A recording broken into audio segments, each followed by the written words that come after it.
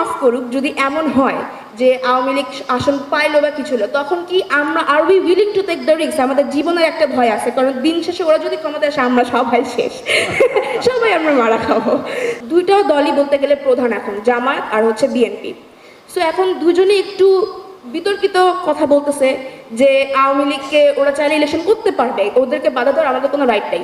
So এখন এটার পক্ষে আমি পজিটিভ সাইড আছে, নেগেটিভ সাইড আছে। পজিটিভ সাইডটা হচ্ছে, যদি আওয়ামী লীগকে এখন আমরা ইলেকশন করতে দেই তাইলে কি হবে, সবার একটা দলকে কেন্দ্র করেই তখন আমাদের ভোট দেওয়া লাগবে যাতে আওয়ামী লীগ কোনোভাবেই ক্ষমতায় আসতে না পারে।